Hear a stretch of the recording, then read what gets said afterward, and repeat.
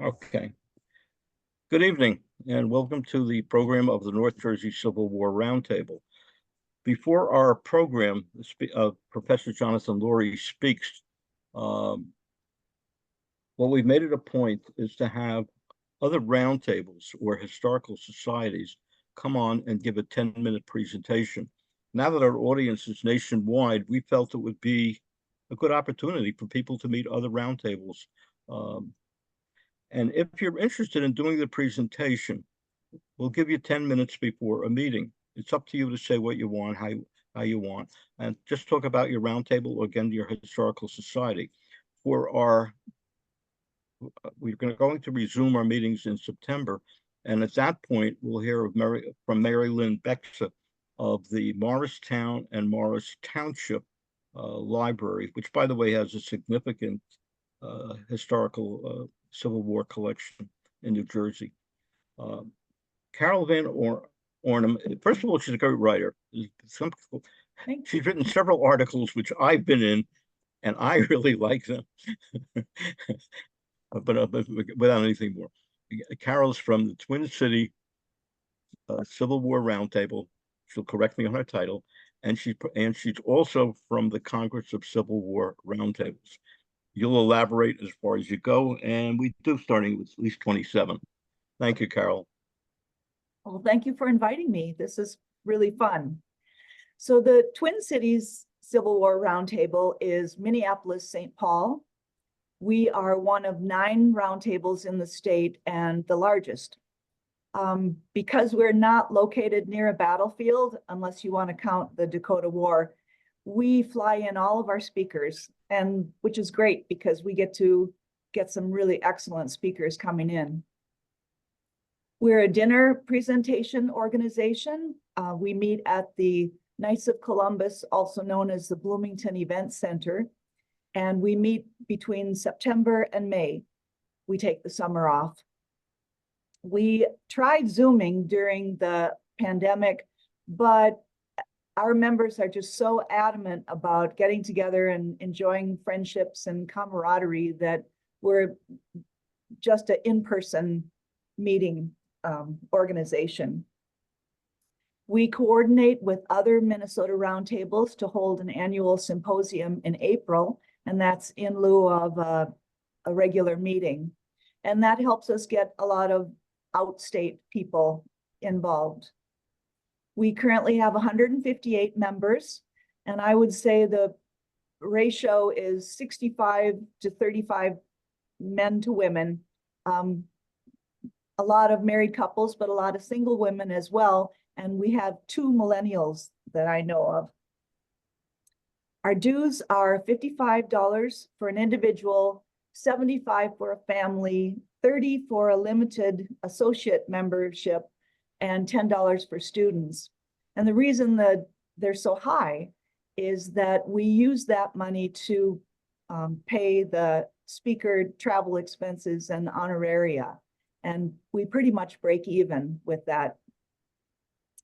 Our governing board consists of a vice president, president, and past president, and that is a 3-year commitment. So if you want to be president, you start out as a VP.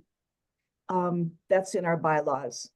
And for the first time that I'm aware of, we are having a repeat president, someone who's been a president, and he's now starting at the vice president level. So we get new governing people all the time.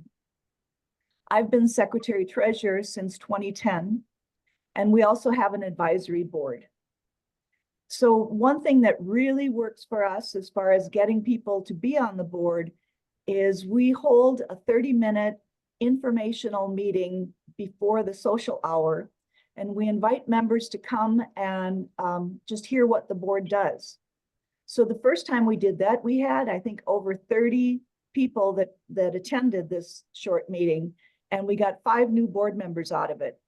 And then this last year, a lot less people attended, I think maybe around 15, but we have 3 new board members. So it's really worked well for us as a great way to recruit people to be on the board.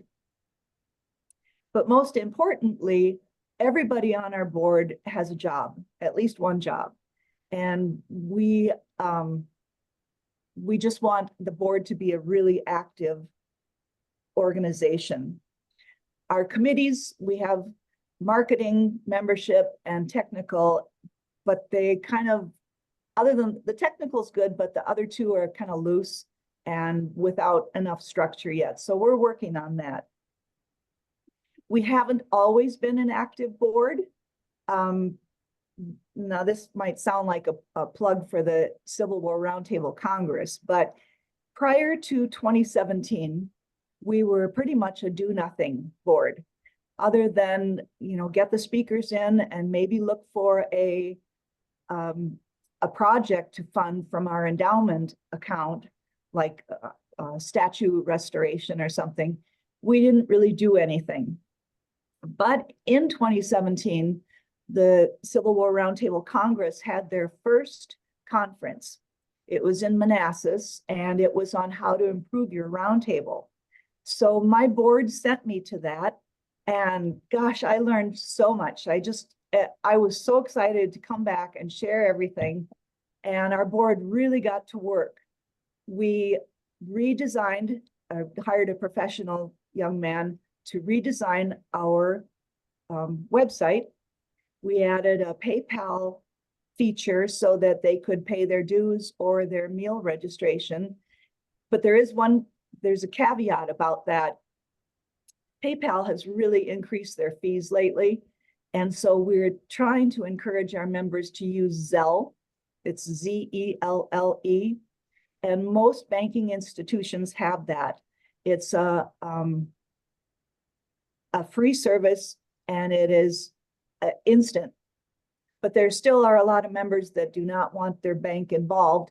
So we've added a surcharge to the PayPal. So instead of a $25 meal, you're actually paying $27. But people seem to be okay with that.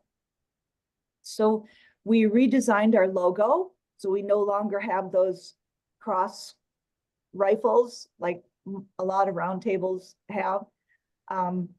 We started a newsletter. We had never had a newsletter before. And now I think we're up to 51 issues, this monthly newsletter. And in that, we include member profiles, member of the month kind of thing, and all the regular stuff that you all have with your newsletters. We began holding an annual picnic, which I got inspired from Old Baldy Roundtable because they were doing that. So that's kind of fun. We get about 40 participants each year for that. And we changed our time-consuming book raffle to just a book sale being held during the social hour. We also helped the event center upgrade their equipment, audiovisual equipment. So now we have much better sound and visual, which allows us to record all of our presentations, which we post on our website and in the members only portal. And the final thing that we're currently working on is creating a scholarship program for high school students. And this was inspired by Bull Run Roundtable. They have an excellent, really comprehensive procedure of how they do their scholarships. And rather than reinvent the wheel, we're trying to design ours similar to theirs. So that's about it with the Twin Cities Roundtable. I am also on the board of the Civil War Roundtable Congress. I'm a vice president, and I'm so grateful and appreciative to be able to be the editor of the quarterly newsletter. It's called The Light Post. I hope you all get it. And if you don't, just go to CWRTcongress.org, and on the bottom of the page, homepage, there's a button that will allow you to give them your email address. There's no charge, but the Light Post, it highlights roundtables, successes, and unique things that they're doing. And it's just a great way to learn, what they're doing, but also be able to take that back home to help your own roundtable thrive and survive. So that's my story.